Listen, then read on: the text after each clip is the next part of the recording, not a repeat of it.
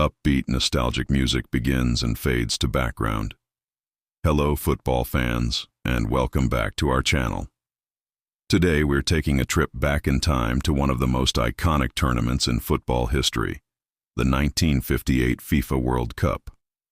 This was a tournament that saw the world stage graced by a teenage sensation, witnessed record-breaking goal fests, and ultimately crowned a new footballing superpower. So grab your popcorn and let's journey back to Sweden, 1958. The sixth edition of the FIFA World Cup was held in Sweden from the 8th to the 29th of June. This was the first World Cup to feature representation from all the British home nations, England, Scotland, Wales, and Northern Ireland.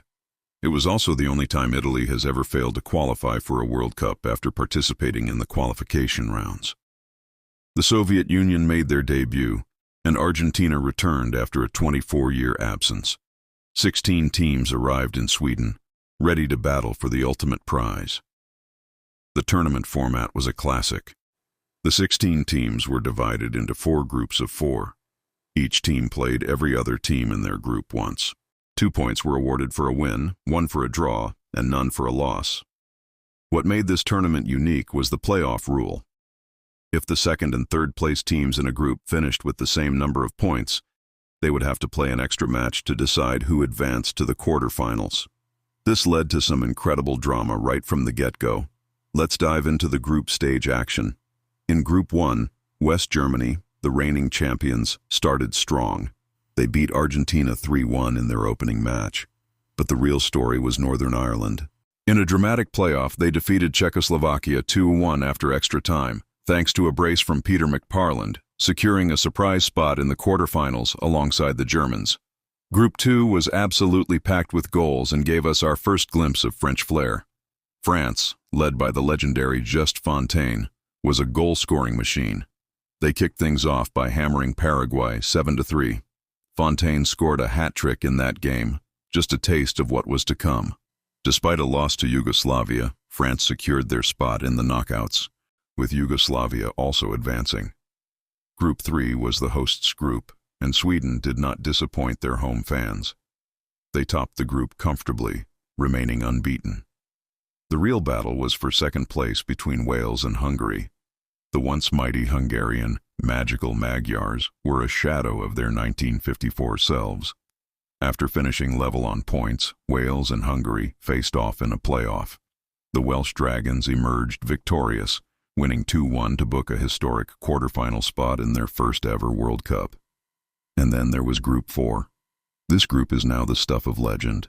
It featured a formidable Soviet Union, a talented England side, a strong Austria, and a team called Brazil.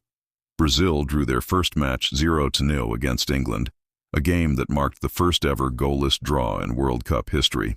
But it was their third group match against the Soviet Union that changed football forever. The Brazilian coach, Vicente Feola, finally decided to start 2 players who had been on the bench, a tricky winger named Garrincha and a 17-year-old forward named Edson Arantes do Nascimento, better known as Pelé. Within the first 3 minutes, Brazil hit the post twice, and Garrincha had run the Soviet defense ragged. Vava scored early, and Brazil won 2-0. The world had just met its future king. Brazil topped the group, and the Soviet Union beat England in a playoff to advance. With the group stage complete, the quarterfinals were set. First up, France faced Northern Ireland. The French attacking prowess was just too much for the valiant Irish side. Just Fontaine was on fire again, bagging another 2 goals as France sailed through with a comfortable 4-0 victory. Next, the hosts, Sweden, took on the tough Soviet Union. Led by their star player Kurt Hamrin, the Swedes put on a clinical display for their home crowd, winning 2-0 and marching on to the semi-finals. The third quarterfinal was perhaps the most emotional. Brazil, with Pelé now a firm starter, faced Wales. The Welsh, inspired by the great John Charles, put up a magnificent defensive fight. It was a tight, tense affair. The match seemed destined for extra time until the 66th minute. The 17-year-old Pelé, with his back to goal, controlled the ball on his chest, flicked it over a defender, and volleyed it into the corner of the net. It was a moment of pure genius. Pelé's first-ever World Cup goal was enough to send Brazil to the semis with a 1-0 win. The final quarterfinal pitted the reigning champions, West Germany, against Yugoslavia. It was another close contest, but the Germans' experience shone through. A single goal from their legendary striker, Helmut Rahn, was enough to secure a 1-0 victory and keep their title defense alive. The stage was now set for two colossal semifinal clashes. First, we had an all-European affair. The hosts, Sweden against West Germany. In a fiery match in Gothenburg, the Germans took the lead. But Sweden, roared on by their passionate fans, fought back. They equalized, and then the game turned when a German player was sent off. Sweden capitalized on their man advantage, scoring 2 more goals to win 3-1 and reach their first-ever World Cup final on home soil. The other semifinal was arguably the greatest game of the tournament, Brazil versus France. It was a battle between Brazil's emerging superstars and France's unstoppable goalscorer, Just Fontaine. Vava gave Brazil an early lead, but Fontaine, who else, equalized just minutes later. It was tense, it was brilliant, but then Pelé took over. In the second half, the 17-year-old scored a sensational hat-trick, a masterclass of finishing and composure that left the world in awe. Brazil won 5-2. France's dream was over, but Just Fontaine would go on to score 4 more in the third-place playoff against West Germany, taking his total for the tournament to 13 goals, a record that still stands today. An incredible achievement.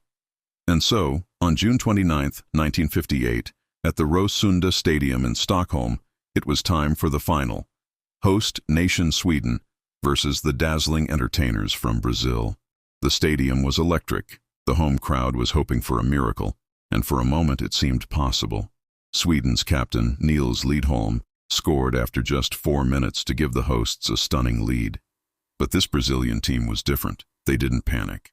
Just 5 minutes later, Garrincha mesmerized the Swedish defense down the right wing and crossed for Vava to tap in the equalizer. Shortly after, the same combination struck again. Garrincha to Vava, and Brazil were ahead 2-1. The second half belonged to Pelé. 10 minutes after the restart, he scored one of the most famous goals in World Cup history.